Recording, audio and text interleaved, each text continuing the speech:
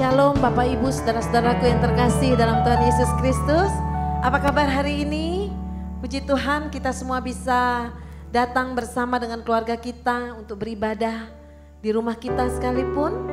Dan pagi hari ini datang dengan penuh ucapan syukur kepada Tuhan. Tuhan tahu hati kita. Tuhan tahu apa yang menjadi kerinduan di hati kita. Dia ada anugerah di dalam hidup kita. Mari angkat pujian ini dengan sungguh-sungguh. Datang kepada Dia dengan sungguh-sungguh. Pertolongan hanya datangnya dari Tuhan. Andalkan Dia, berseru kepada Dia, dan Anda pasti akan mendapat jawaban dari Tuhan. Kita angkat pujian ini dengan sungguh-sungguh.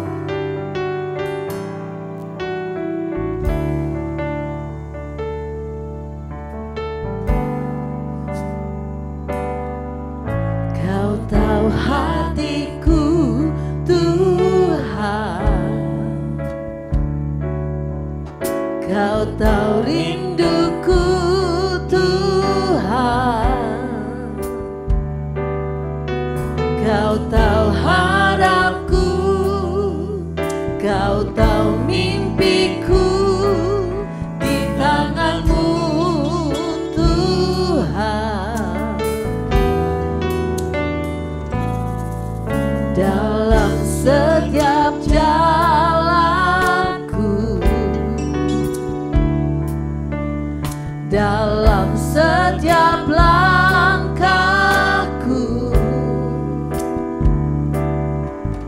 hanya Kau Tuhan yang ku andalkan menghadapi semua. Katakan, Yesus Kau anugerah, Yesus Kau anugerah terindah dalam hidupku. Kau sungguh berarti di setiap jalanku. Anugerah-Mu selalu mempesonaku. Yesus Kau terbaik, Yesus Kau termanis di dalam hidupku. Katakan dengan sungguh-sungguh, Kau tahu hatiku, Tuhan. Kau tahu hatiku, Tuhan. Kau tahu rinduku, Kau tahu rinduku, Tuhan. Kau tahu harapku, Kau tahu mimpiku, di tangan-Mu, Tuhan. Dalam segenap jalanku, dalam segenap jalanku, dalam setiap langkahku,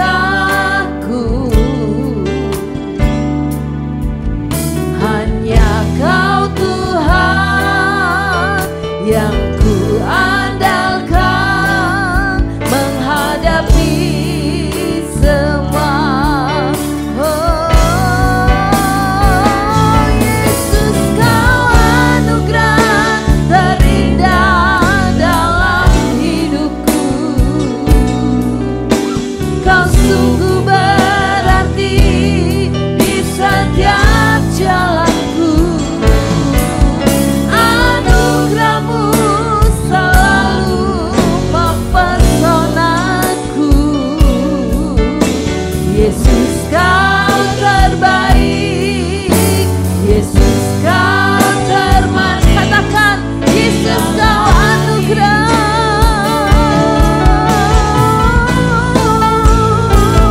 Yesus Kau anugerah terindah dalam hidupku. Kau sungguh berarti di setiap jalanku.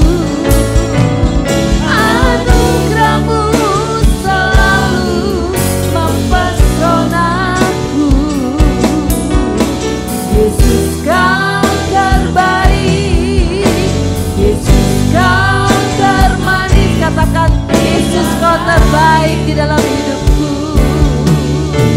Yesus, Kau terbaik. Yesus, Kau termanis. Tidak katakan Yesus, Kau terbaik. Yesus, Kau terbaik. Yesus, Kau termanis di dalam hidupku.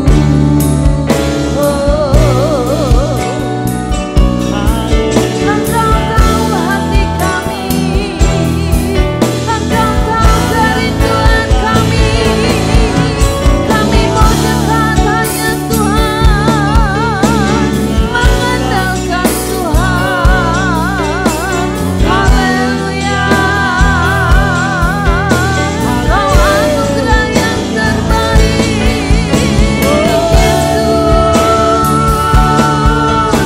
Yesus, namamu berkuasa, namamu ajaib Tuhan, namamu mulia. Kami merendahkan hati di hadapan-Mu, memuliakan Engkau.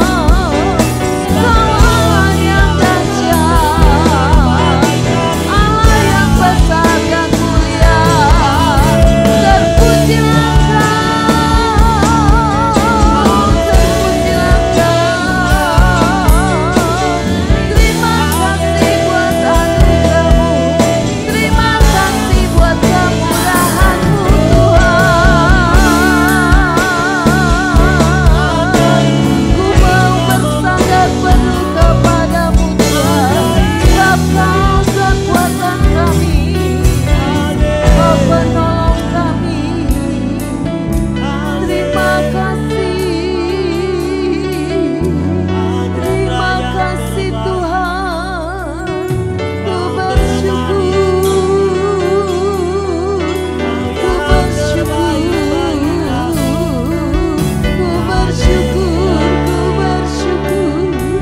Ku bersyukur.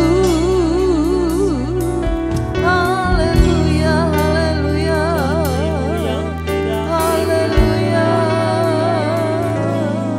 haleluya.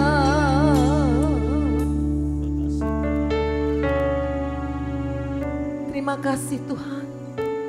Hari ini kami sujud syukur di hadapan Tuhan. Pemeliharaan Tuhan sangat sempurna dalam hidup kami. Kami bisa bangun pagi, kami mempersiapkan hati kami untuk kami beribadah, memuji, memuliakan Tuhan. Terima kasih Tuhan, nafas hidup yang Tuhan berikan buat kami.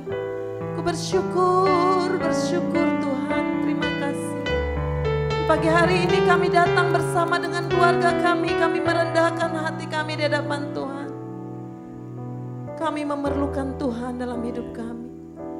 Biarlah pemeliharaan, penjagaan, perlindungan Tuhan turun atas kami dan keluarga kami. Tuhan luputkan kami dari segala wabah, dari segala sakit penyakit penular. Tuhan luputkan kami, Tuhan luputkan kota kami, Tuhan luputkan bangsa kami. Terima kasih Tuhan. Kami berdoa melepaskan berkat Allah untuk kota kami. Kami melepaskan berkat Allah untuk bangsa kami. Terima kasih Tuhan, diberkatilah kami semua, diberkatilah umat-Mu yang sedang beribadah. Dan kami mau menyenangkan dan memuliakan Tuhan. Terima kasih Bapa. Dan pagi hari ini kami serahkan ibadah kami dari awal, pertengahan hingga akhirnya hanya ke dalam satu nama, nama yang berkuasa, Tuhan Yesus Kristus. Terpujilah namamu Bapa. Kami berdoa dan bersyukur. Haleluya. Amin. Baik Bapak Ibu, kita lanjutkan pujian kita. Kita mau bernyanyi bagi Tuhan. Kita mau serahkan hidup kita sepenuhnya kepada Tuhan. Sebab di dalam Dia ada pasti jalan keluar dalam hidup kita. Amin.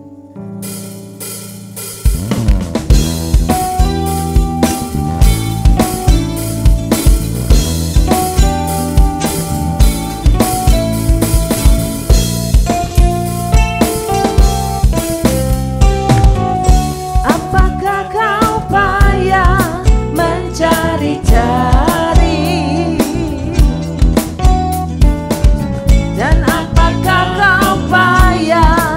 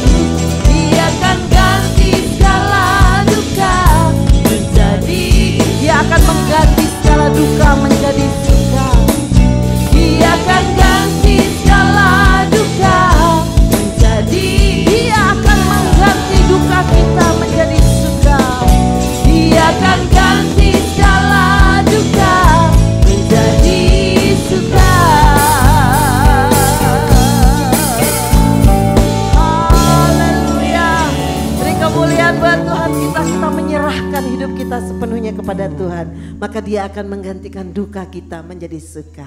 Haleluya. Kita mau menabuh gendang, kita mau bersuka cita, kita mau menari buat Tuhan. Haleluya, haleluya.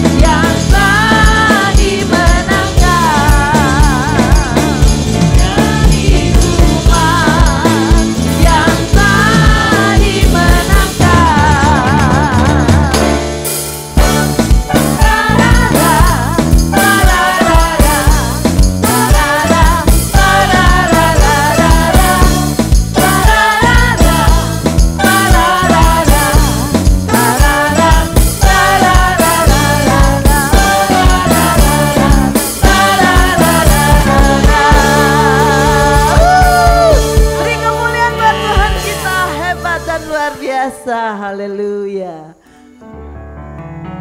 Baik Bapak Ibu, kita siapkan hati kita untuk kita diberkati oleh firman Tuhan.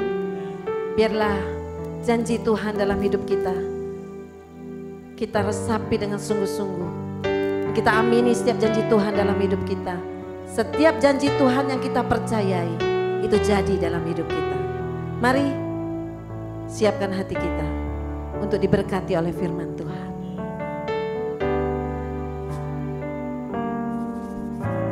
Setiap janji-Mu Tuhan ku simpan dalam lubuk hatiku.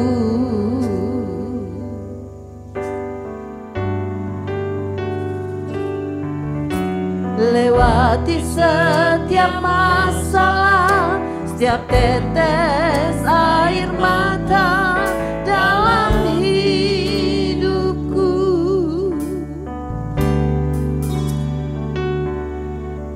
Janjimu menopang hidupku, kasihmu menuntun langkahku dalam setiap waktu. Penolongku yang aku percaya.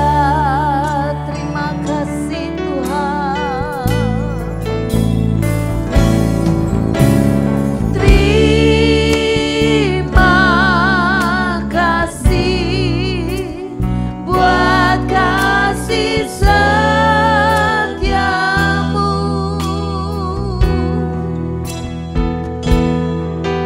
Penyertaanmu sempurna, janjimu tak pernah terlambat menolongku.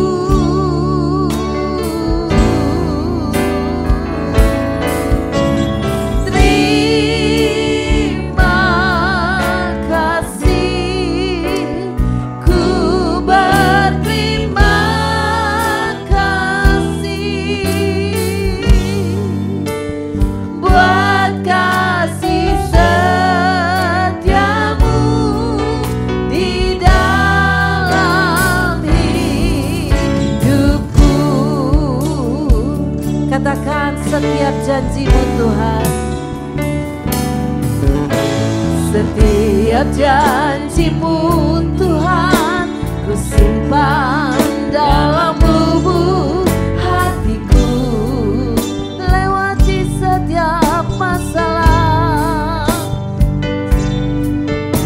lewati setiap masalah, setiap tetes air mata dalam hidupku. Janjimu menopang hidupku ya Tuhan. Janjimu menopang hidupku, kasihmu menuntun langkahku dalam setiap waktu. Penolongku yang aku percaya. Katakan dengan penuh ucapan syukur.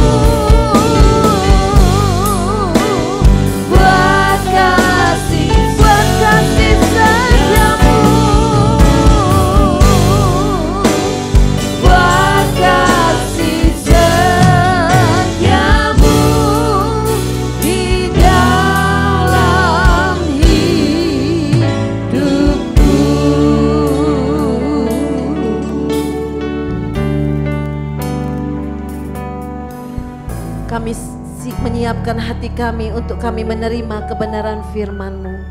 Kami membuka hati kami, biarlah firman itu masuk di dalam hidup kami.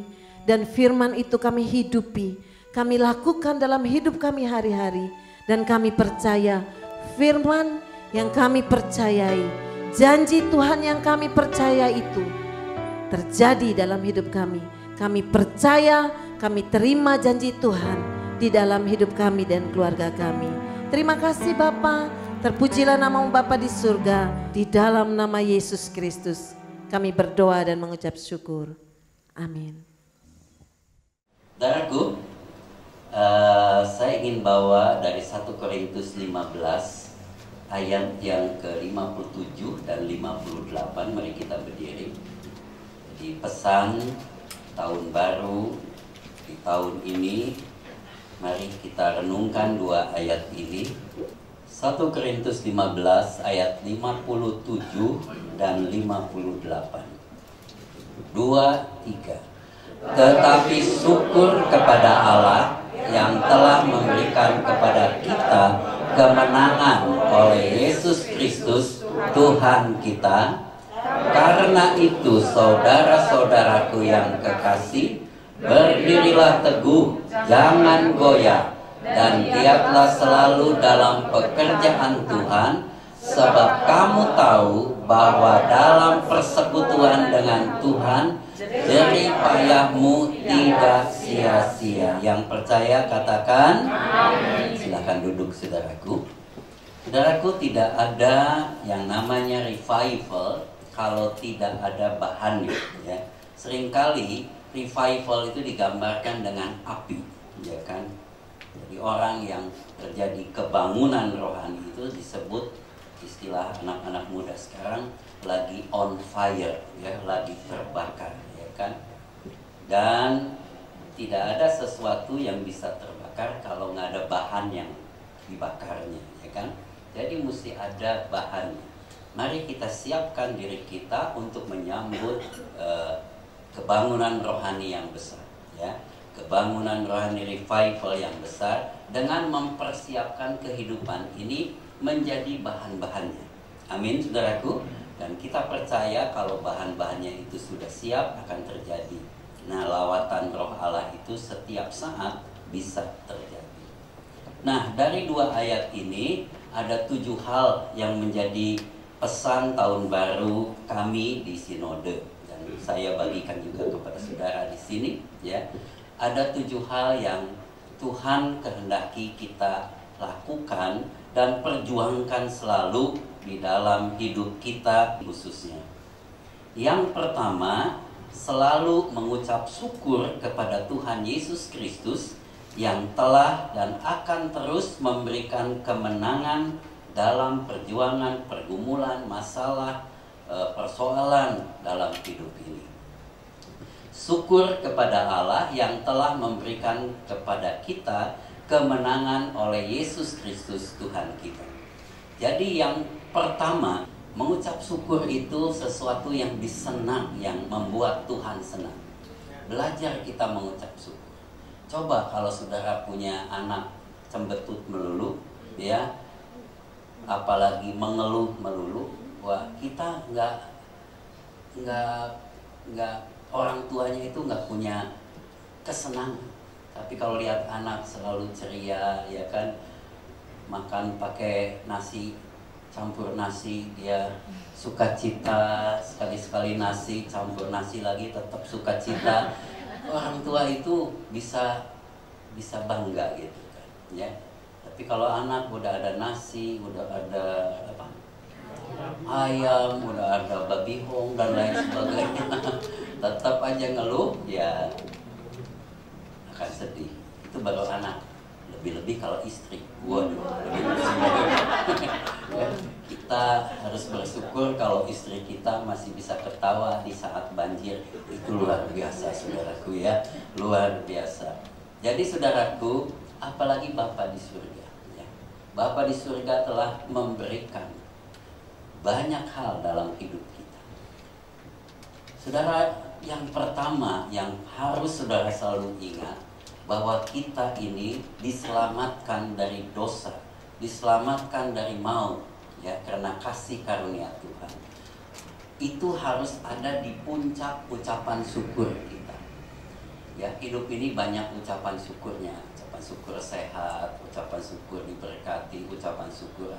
Tapi puncak paling tinggi, ya kan, kalau ini nggak ada pun, ini adanya di paling atas. Mengucap syukurlah buat keselamatan yang Tuhan berikan, ya, mengucap syukur. Karena Alkitab katakan, apa gunanya kita memiliki seluruh dunia ini kalau jiwa kita binasa. Jadi saudaraku, harta, kekayaan itu tidak bisa menjadi puncak ucapan syukur kita. Kalau satu kali hilang, kita nggak bisa mengucap syukur lagi. Ucapkan syukurlah karena kita punya Tuhan Yesus yang menyelamatkan kita. Di dalam perjamuan kudus yang biasa saudara terima di awal tahun, awal bulan ya sini ya. Perjamuan kudus minggu pertama, banyakkan gereja Pantai Kosta, aliran karismatik, perjamuan sucinya itu di awal bulan di minggu pertama. Nah, salah satu ayat yang suka dibacakan di perjamuan kudus itu adalah ayat 1 Korintus 10 yang berkata begini, bukankah cawan pengucapan syukur yang atasnya kita mengucap syukur adalah persekutuan dengan darah Kristus, ya. Jadi ucapan syukur yang paling tinggi adalah kalau kita sudah diselamatkan oleh Tuhan Yesus, ya. Yang kedua, kita harus mengucap syukur dengan yang namanya kairosnya Tuhan, waktunya Tuhan. Dari muda, ya, sejak saya mengembalakan, ini salah satu prinsip di dalam gereja kami. Kami selalu menutup tahun, ya, bersama-sama dengan Tuhan, dan membuka tahun juga bersama-sama dengan Tuhan. Jadi apa yang pertama kali kami lakukan di tahun yang baru adalah bersekutu dengan tubuh dan darah Yesus. Itu yang biasanya ada perjamuan kudus, baru perjamuan makan, ya kan? Itu. Jadi kita mengucap syukur kita telah dikasih kairos Tuhan, kesempatan untuk menyelesaikan satu tahun itu, dan dikasih kesempatan untuk melangkah ke tahun yang baru. Oleh sebab itu seumur hidup saya sekarang tahun ini 68 tahun, baru 68 tahun. Dan keluarga kami belum pernah seumur hidup kami pergi jalan-jalan old and new, belum pernah, ya. Dulu ada teman kasih tiket untuk malaman tahun baru di kapal pesiar. Dulu di Jakarta ada kapal pesiar yang datang ke Jakarta, masih ingat nggak, tahun 90-an, Awani atau awal, pernah kan dulu. Nah, itu saya dapat tiketnya, tapi perginya tanggal 30, ya, baliknya tanggal 2. Saya bilang udah nggak usah. Kadang-kadang keluarga pengen sekali-sekali lah kita kayaknya masa di gereja aja. Apalagi dulu gereja kami kan dikejar-kejar, pindah dari satu tempat ke tempat lain, sehingga nanti malaman tahun baru di mana ya, gitu kan. Kadang-kadang nggak jelas. Tapi puji Tuhan, selama sampai sekarang kita masih bisa laksanakan. Kita bersyukur, ya, karena kita masih dikasih kesempatan untuk melewati tahun. Nah, untuk itu kita harus punya rasa syukur kepada Tuhan buat waktu yang Tuhan berikan, ya.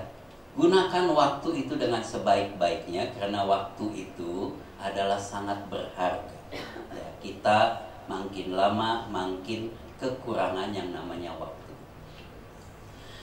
Saya ingin mengutip 2 tokoh. Pertama dari Perjanjian Lama, satu dari Perjanjian Baru, tentang apa yang menjadi rasa syukur mereka kepada Tuhan. Perjanjian Lama saya ambil tokoh namanya Daud, karena saya lihat Daud itu sangat berkenan di hati Tuhan, ya. Di dalam Mazmur pasal yang 42 ayat yang ke-6, pasal 42 ayat 12, pasal 43 ayat yang ke-5, itu Daud berkata hal yang sama. Jadi di Alkitab banyak ayat-ayat yang bunyinya kata-katanya sama. Jadi kalau itu diulang-ulang artinya ada yang istimewa di dalamnya.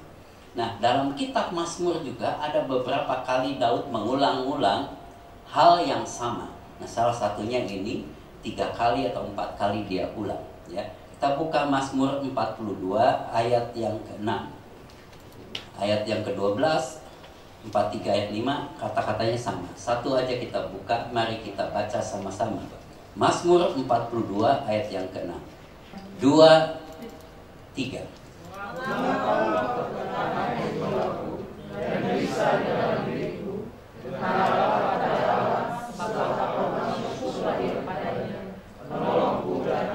Sama-sama sekali lagi.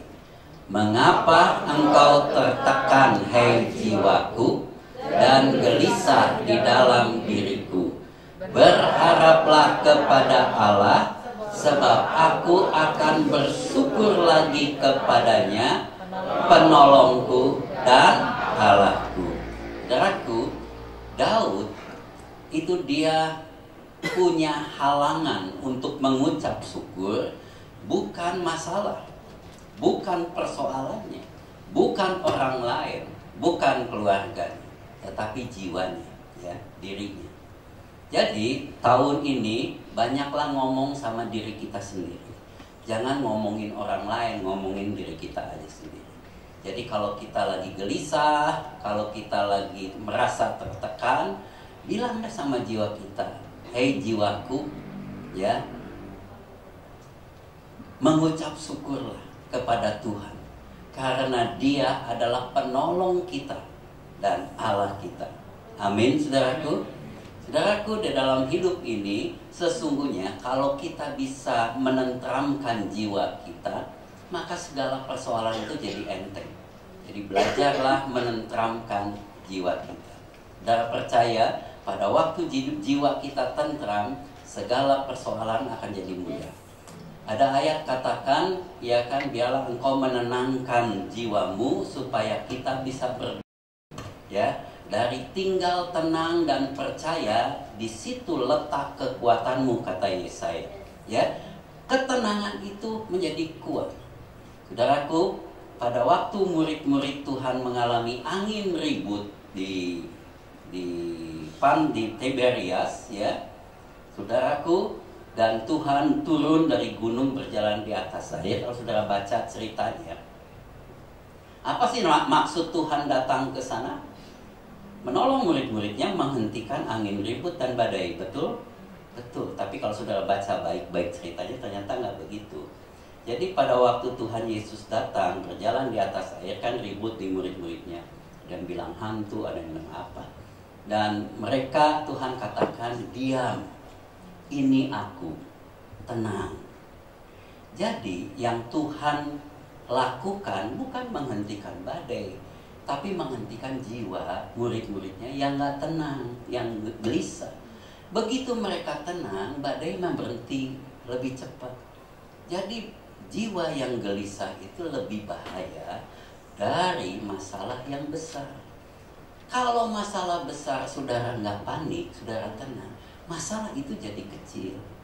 Tapi masalah kecil kalau saudaranya panik, ya kan jadi masalah besar. Jadi yang pertama, belajarlah mengucap syukur. Katakan sama jiwa kita, jiwaku tenang sebab ada Tuhan penolong kita. Amin. Nah, di Perjanjian Baru saya belajar dari seorang yang namanya Rasul Paulus.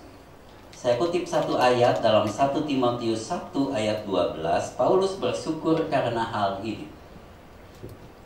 1 Timotius 1 ayat 12, 2-3. Aku bersyukur kepada Dia yang menguatkan aku, yaitu Kristus Yesus Tuhan kita, karena Ia menganggap aku setia dan mempercayakan pelayanan ini kepadaku. Nah, Paulus dia mengucap syukur bukan karena dia sehat. Alkitab katakan Paulus itu termasuk yang sakit-sakitan. Dia tidak mengucap syukur karena berkelimpahan. Dia tidak mengucap syukur karena dia tidak ada masalah. Dia tidak mengucap syukur karena dia kuat. Tidak. Dia mengucap syukur kepada Tuhan karena Tuhan menganggap kita setia dan mempercayakan pelayanan itu kepada kita. Amin. Jadi dia mengucap syukur kalau saya dipercaya oleh Tuhan untuk menjadi pengerja, gembala, menjadi orang Kristen yang melayani. Saya mengucap syukur karena Tuhan menganggap kita setia. Adakah manusia yang bisa setia? Nggak ada, saudara. Makanya kita berusaha melatih diri kita untuk jadi setia. Tetapi Tuhan sudah menganggap kita setia dan mempercayakan pelayanan ini kepada kita. Tuhan kita menganggap kita setia dan mempercayakan pelayanan ini kepada kita. Untuk itulah kita harus selalu mengucap syukur. Jangan kita selalu bilang, aduh kok pelayanan saya nggak maju-maju, oh hanya segini-segini aja, kok makin kurang. Enggak, setia saja. Karena itu satu kepercayaan yang Tuhan berikan. Memberi tepuk tangan sama Tuhan. Kembali ke 1 Korintus pasal yang ke-15 ayat yang ke-58. Ya, hal yang kedua yang kita harus ingat dan lakukan, 1 Korintus 15 ayat yang ke-58-nya. Sudah ada di depan. Nah, karena itu saudara-saudaraku yang kekasih. Yang kedua, peliharalah kasih persaudaraan di antara kita semua. Sebagai istilahnya Paulus, saudara-saudara yang kekasih. Untuk itu belajarlah selalu membangun hubungan di dalam tubuh Kristus, di dalam anggota gereja, ya, komunitas, keluarga, SLCC dengan sebaik-baiknya. Nah, salah satu untuk membangun hubungan adalah saling memaafkan. Ya, saling mengampuni itu menjadi penting. Karena kasih persaudaraan itu harus dipelihara, ya kan? Dipelihara karena gampang sekali berubah, gampang sekali hilang. Jadi kita pelihara dengan saling memaafkan, menjaga hati, jangan simpen kesalahan karena setan akan pakai itu untuk memecah belah kita. Amin. Beri tepuk tangan sebab Roh Kudus menolong kita. Kenapa kita harus memelihara kasih persaudaraan? Karena ini perintah Tuhan Yesus. Yohanes 13 ayat 34, ya. Yohanes 13 ayat 34, Injil Yohanes 13 ayat 34. Dikatakan begini. Dalam bahasa Inggrisnya, kalau saudara lihat di dalam bahasa Inggris, ya, perikop ini judulnya adalah New Commandment, ya, perintah baru. Di Perjanjian Lama yang terkenal adalah Ten Commandment, ada 10 perintah Allah. Di Perjanjian Baru cuma satu yang disebut New Commandment, satu perintah yang baru. Dan perintah baru ini bunyinya begini, 2, 3. Aku memberikan perintah baru kepada kamu, yaitu supaya kamu saling mengasihi, sama seperti aku telah mengasihi kamu. Demikian pula kamu harus saling mengasihi. Hukumnya adalah harus, saudara, mau nggak mau. Tapi bagaimana saya bisa mengasihi orang yang menyakiti saya? Nah, kita bisa mengasihi kalau kita merasakan kasih Tuhan. Jadi caranya adalah kita merasakan kasih Tuhan, baru kasih Tuhan itulah yang akan mengalir mengasihi saudara. Sebagaimana aku telah mengasihi kamu, demikian pula kamu harus saling mengasihi.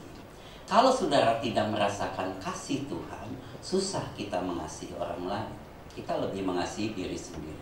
Oleh sebab itu yang pertama tadi, belajarlah bersyukur karena kasih Tuhan buat kita. Amin. Itu yang kedua, ya. Yang ketiga, kembali ke 1 Korintus 15 ayat 58. 1 Korintus 15 ayat 58. Karena itu saudara-saudara kekasih, apa saudaraku? Berdirilah teguh, Ya, sekali percaya Tuhan Yesus, tetap percaya Tuhan Yesus. Ya. Saudaraku, Tuhan Yesus mengajar pertama kali di Alkitab disebut pengajaran itu disebut pengajaran dasar, yaitu Matius 5, 6, dan 7. Itu khotbah di bukit. Itu pengajaran dasar yang paling lengkap yang ditulis oleh Matius, ya. Dan di akhir pengajarannya itu Tuhan tutup dengan satu perumpamaan. Dia katakan begini, orang yang mendengarkan pengajaranku ini dan melakukannya, dia sama dengan orang bijaksana yang mendirikan rumahnya di atas batu. Tetapi orang yang mendengarkan perkataanku ini tapi tidak melakukannya, dia sama dengan orang bodoh yang mendirikan rumah bagus-bagus di atas pasir, di atas dasar yang ngakur. Nanti dua-duanya ini akan mengalami yang namanya angin ribut, banjir, badai, tofan akan melanda mereka, dan rumah yang didirikan di atas batu akan tinggal kokoh, tinggal teguh, tidak akan rubuh. Yang ini akan rubuh dan berantakan. Tuhan lagi bicara tentang fondasi yang kuat. Berdirilah teguh. Bagaimana kita bisa berdiri teguh kalau fondasi kita nggak kuat? Dan bagaimana kita membangun fondasi yang kuat?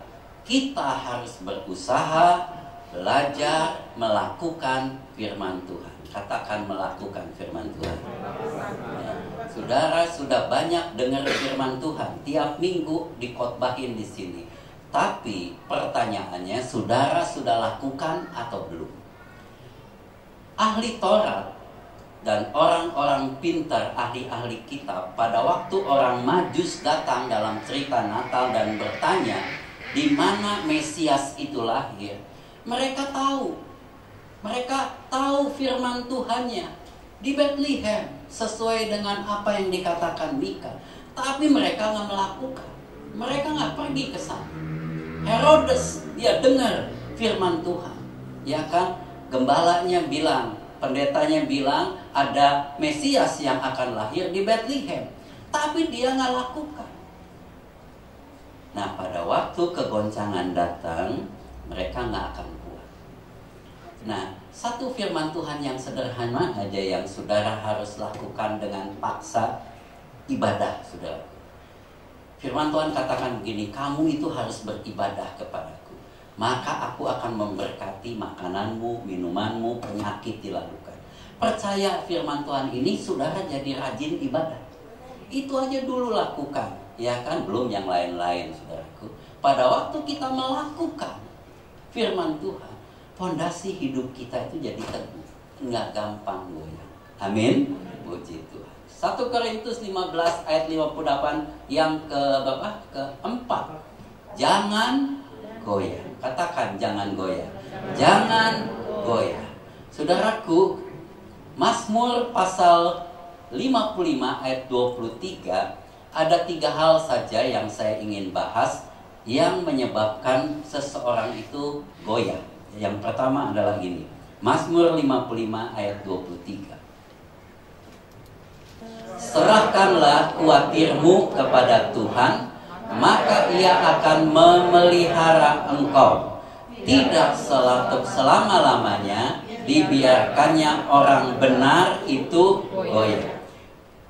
Jadi pemazmur katakan orang benar saja bisa goyah, tetapi Tuhan tidak akan membiarkan. Apa yang menyebabkan orang benar goyah? Yang namanya khawatir. Ya, khawatir itu bisa menyebabkan iman kita goyah. Saudaraku, khawatir itu udah kejadian atau belum? Belum kan? Aduh, aku khawatir nggak makan kemarin. Betul atau salah? Salah. Kemarin ya kan kena khawatir nggak pernah, sudah kejadian.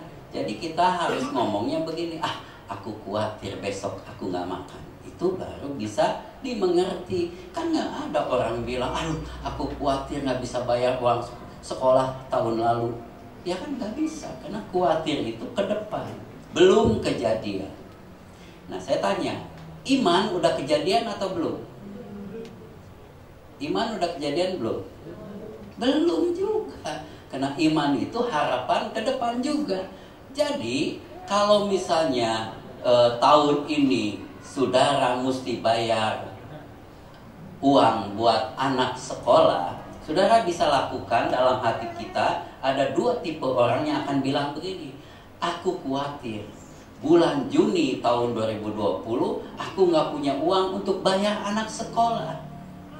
Tapi saudara juga bisa ngomong begini, aku percaya, aku beriman, bulan Juni tahun 2020 aku pasti punya uang untuk bayar anak sekolah. Dua-duanya itu belum kejadian, belum tahu duitnya dari mana, belum tahu caranya gimana. Tapi yang satu dia hidup dengan khawatir, yang satu dia hidup dengan percaya, dengan iman. Nah, yang menyebabkan goyah itu yang khawatir. Bahkan orang benar pun kalau dia pelihara khawatirnya, dia bisa goyah. Kenapa? Karena khawatir itu adalah iman yang negatif. Iman adalah selalu positif. Makanya bentuk positif itu sama dengan bentuk salib. Bentuk negatif itu sama dengan bentuk minus, ya, dikurangi.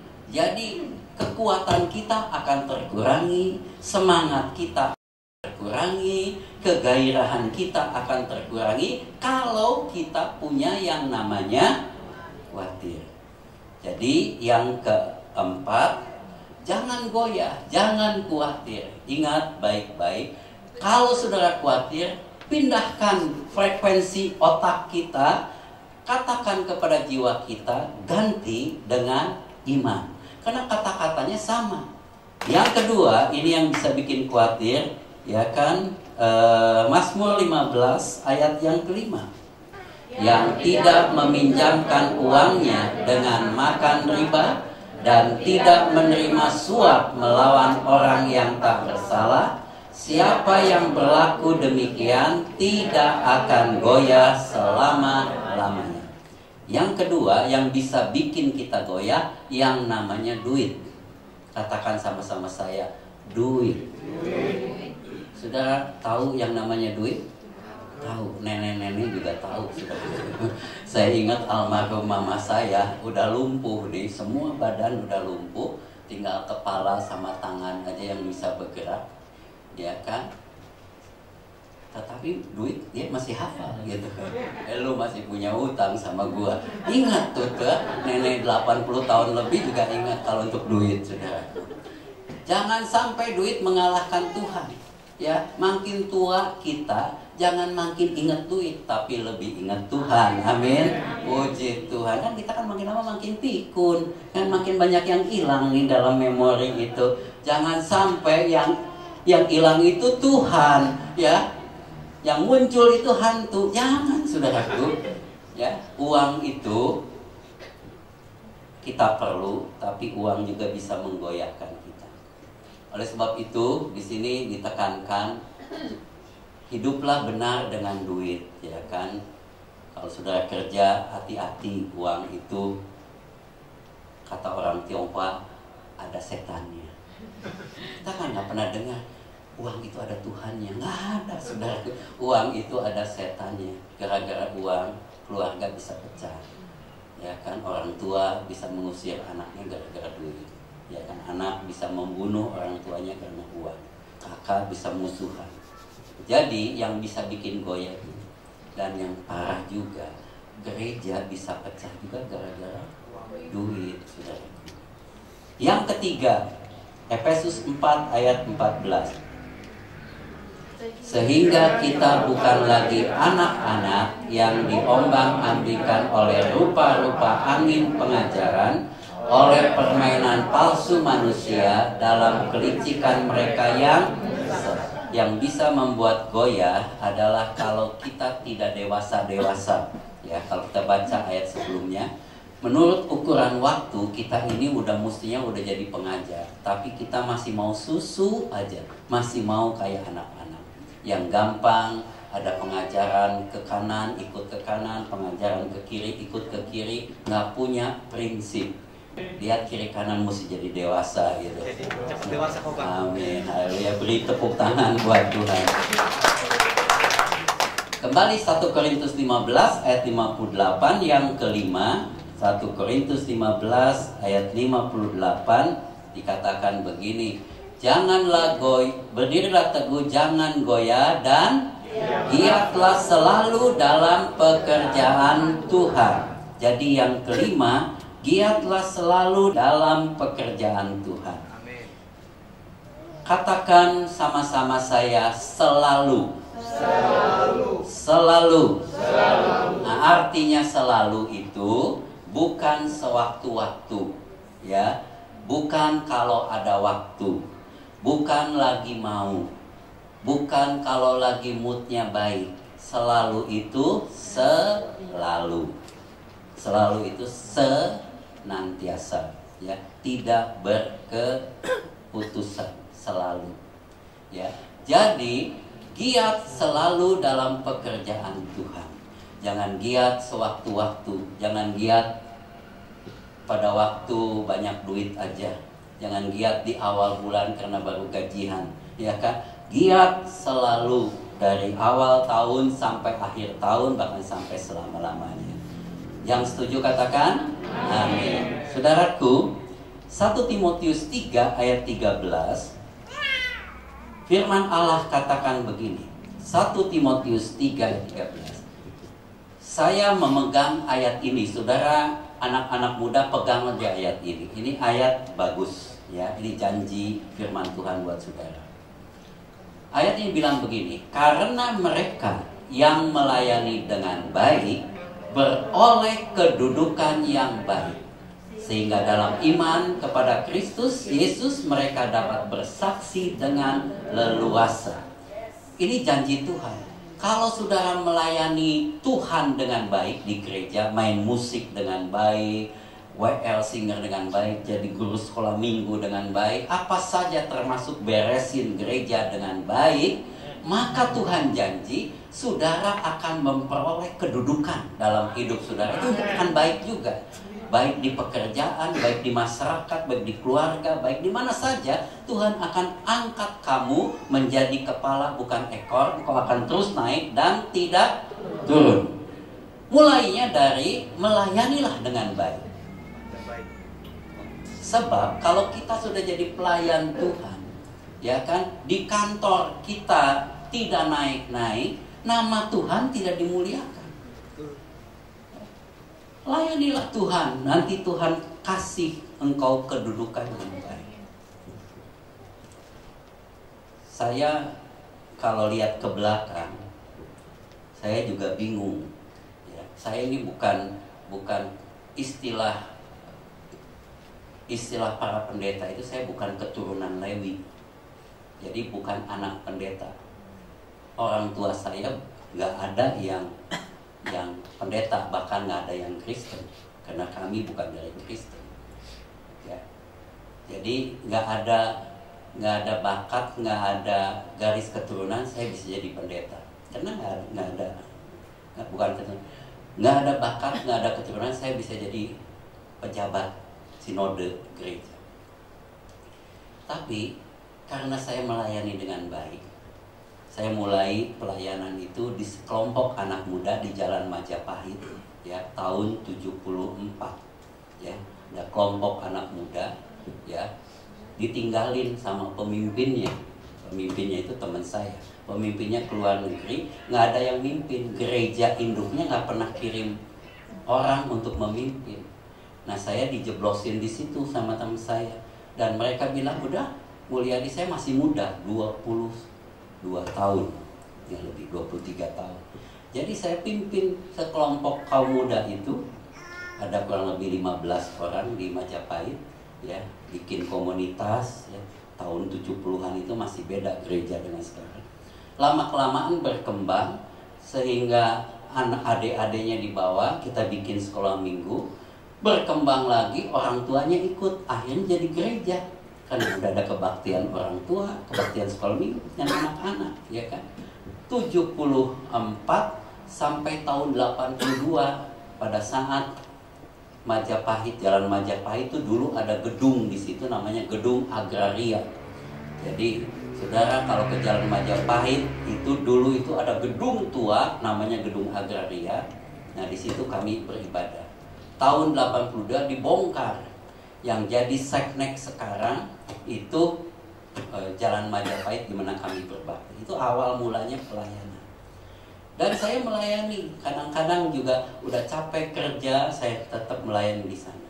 Dan Tuhan angkat, ya, di sisi lain, di kantor di mana untuk dapat kedudukan baik. Bahkan siapa nyangka saya yang bukan keturunan Lewi bisa jadi ketua umum di sinode 3 periode, bukan 2 periode. Ya, bukan karena pintar-pintaran jadi 3 periode, nggak mau, saya udah mau turun. Hampir 100% pendeta mengangkat kembali untuk ketiga kalinya. Bahkan mau keempat kalinya. Saya bilang, nggak bisa. Peraturan peraturan harus diganti anak-anak muda sekarang yang pimpin. Saudaraku, saudara melayani yang baik.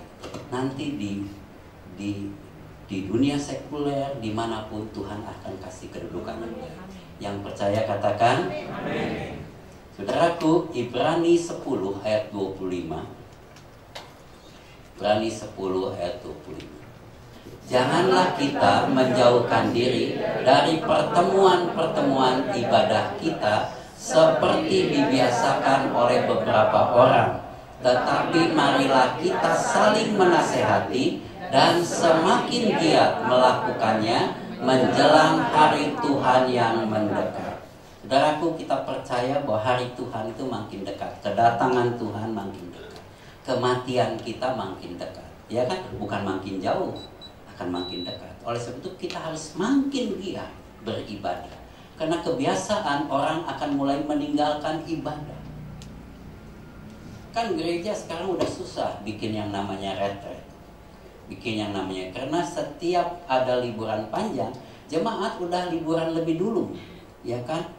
2 tahun, setahun sebelumnya kan begitu kalender ada udah Traveloka, pergi-pergi segala macam, ya udah ngebooking tiket murah apa, sehingga pada waktu mau gereja mau bikin retret, mau bikin apa, sebagian yang ke-1 sampai ke-5, kalau saudara hafal yang ke-1 sampai ke-5, yang pertama itu mengucap syukur, yang kedua pelihara kasih persaudaraan, yang ketiga berdiri teguh, yang keempat jangan goyah, yang kelima giat dalam pekerjaan Tuhan. Nah, kalau 5 ini kita lakukan, tujuannya yang ke-6, maka di sini dikatakan yang ke-6, ya kan? Belum ya. 1 Korintus 15 ayat 58 kembali. 1 Korintus. Nah, sebab kamu tahu bahwa dalam persekutuan dengan Tuhan, yang ke-6, bahwa yang paling penting dalam hidup kita adalah selalu bersekutu dengan Tuhan. Pada waktu kita lakukan yang 5 ini, maka kita akan bersekutu dengan Tuhan. Pada waktu kita sering mengucap syukur, Tuhan dekat dengan kita.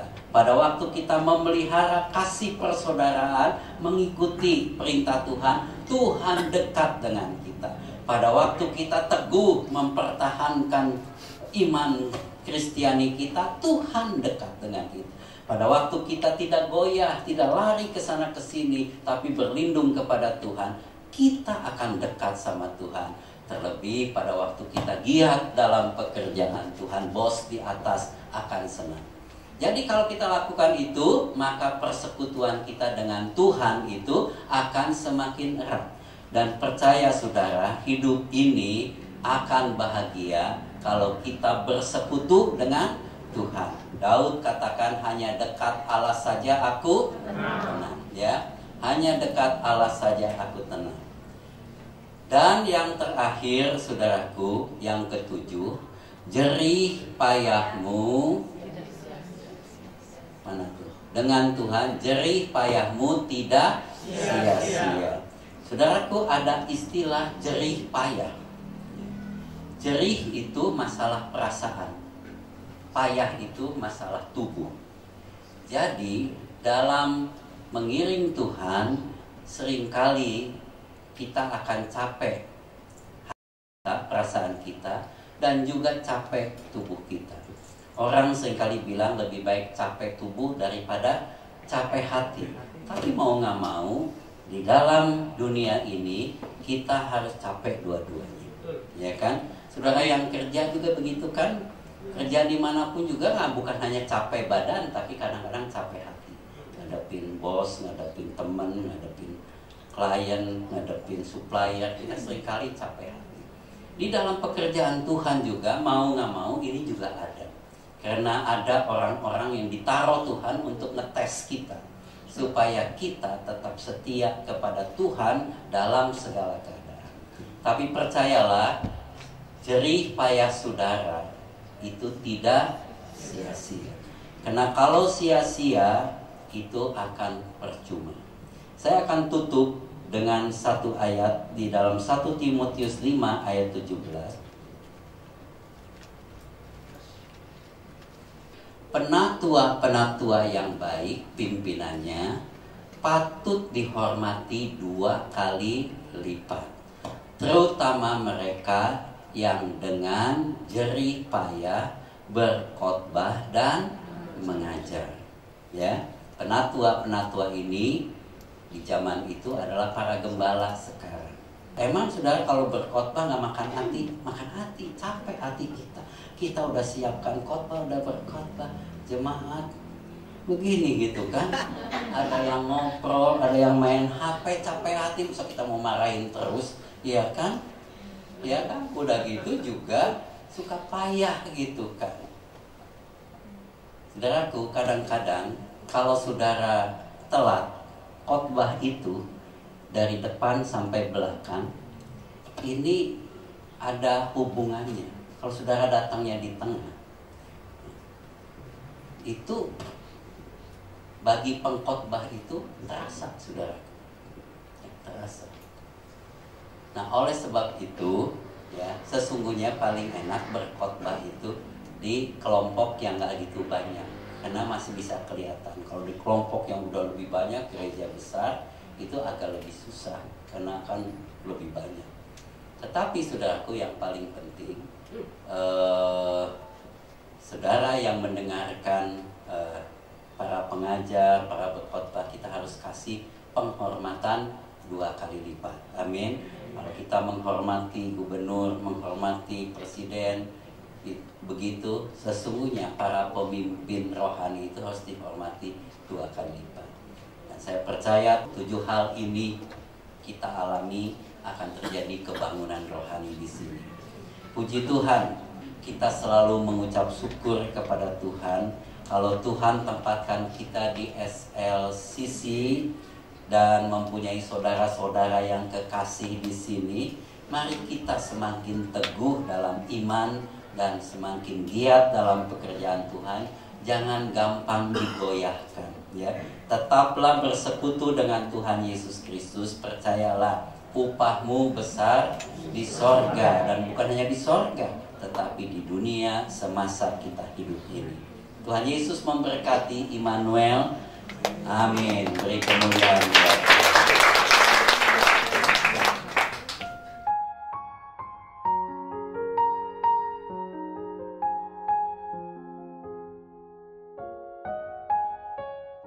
Puji Tuhan, hari ini kita sudah mendengarkan firman Tuhan. Dan biarlah firman yang kita dengar hari ini memberkati kita. Tidak hanya kita mendengarkan firman Tuhan, tetapi kita mengerti dan melakukannya dalam hidup kita hari-hari. Mari kita berdoa. Terima kasih Tuhan Yesus Kristus. Hari ini kami bersyukur, kami boleh ada di rumah-Mu. Kami beribadah kepada Engkau. Kami datang bersama dengan seluruh keluarga kami. Kami percaya Tuhan akan firman-Mu yang kami dengar hari ini. Dan biarlah firman yang hebat, firman yang kudus, firman yang dahsyat itu masuk dalam hati kami. Kami mengerti, memahaminya dengan baik, dan kami melakukannya dalam hidup kami hari-hari. Hari ini kami berdoa Tuhan, kami bersyukur untuk seluruh umat-Mu yang bisa beribadah hari ini Tuhan. Terima kasih banyak Tuhan, terima kasih banyak Bapa. Kami datang bersama dengan seluruh keluarga kami karena kami membutuhkan Tuhan. Hari ini kami juga berdoa Tuhan, kami melepaskan berkat Allah untuk bangsa dan negara kami. Biarlah bangsa kami diberkati oleh Tuhan. Seluruh masyarakat Indonesia diberkati Tuhan. Pemimpin bangsa kami diberkati oleh Tuhan. Kami berdoa untuk kota kami diberkati oleh Tuhan. Pemimpin kota kami diberkati Tuhan. Kami berdoa untuk hamba-hamba Tuhan yang beribadah, yang melayani, dan seluruh umat yang beribadah hari ini juga semua diberkati oleh Tuhan. Hari ini Tuhan kami bersyukur juga proses ibadah penghiburan dan juga ibadah pemakaman dari Bapak Gembala yang kami sangat kasihi, yang sudah boleh berjalan dengan baik dan lancar. Terima kasih Tuhan, kami bersyukur. Kami bersyukur Tuhan, kami punya pemimpin, kami punya gembala yang setia kepada Tuhan, sehingga kami menjadi umat Tuhan yang sangat diberkati Tuhan. Dari hidup Bapak Gembala kami Tuhan. Terima kasih Tuhan. Sekian tahun Tuhan menghadirkan Bapak Gembala di tengah-tengah kami. Kami semua menjadi umat Tuhan yang sungguh-sungguh dengan Tuhan dan mengasihi Tuhan. Terima kasih Bapak, terima kasih Yesus. Kami menyerahkan kehidupan kami sekeluarga ke dalam tangan Tuhan. Kiranya Tuhan yang akan memelihara dan melindungi kami senantiasa. Terima kasih Tuhan. Kami melepaskan berkat Allah untuk Gereja Suara Kebenaran, Injil. Dimanapun berada Tuhan, Tuhan memberkatinya. Ketua Umum Sinode juga Tuhan memberkati. Biarlah kuasa urapan dari tempat yang maha tinggi mengalir bagi Bapak Erastus Sabdono Tuhan. Terima kasih Tuhan, terima kasih. Hari ini kami menyerahkan seluruh hidup kami ke dalam tangan Tuhan. Kami percaya kalau kami hidup di dalam ketaatan dan sungguh-sungguh dengan Tuhan, maka kami akan mengalami kebahagiaan, kami akan mengalami sukacita, kami akan mengalami kegembiraan. Karena kami tahu kami punya Tuhan yang tidak pernah meninggalkan kami. Terima kasih Bapa. Hari ini kami menyerahkan seluruh hidup kami, gerejamu ke dalam tangan Tuhan. Biarlah gerejamu ada dalam pimpinanmu ya Tuhan. Terima kasih Tuhan. Kami akan mengakhiri ibadah kami hari ini. Kami berserah ke dalam tangan Tuhan. Mari jemaat Tuhan, angkat tangan saudara. Kita akan menerima berkat yang dari Tuhan. Tuhan memberkati engkau dan melindungi engkau. Tuhan menyinari engkau dengan wajah-Nya dan memberi engkau kasih karunia. Tuhan menghadapkan wajah-Nya kepadamu dan memberi engkau damai sejahtera. Di dalam nama Yesus Kristus, kami terima segala yang terbaik dari Tuhan. Haleluya. Amin. Selalu untukmu, selalu untukmu, Tuhan dan Rajaku.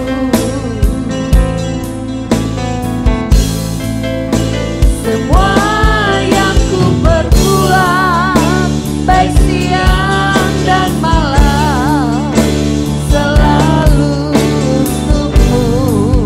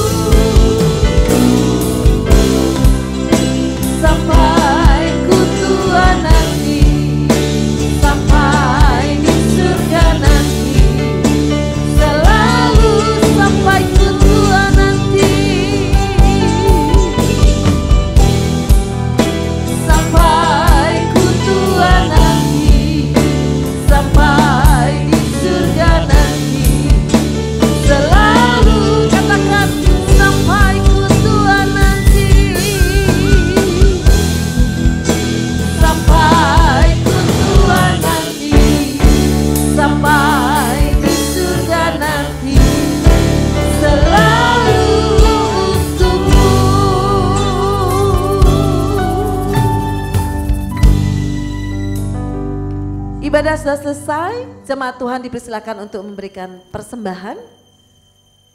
Selamat hari Minggu dan tetap menjalankan protokol kesehatan, jaga kesehatan. Tuhan pasti memberkati Bapak Ibu semua. Shalom.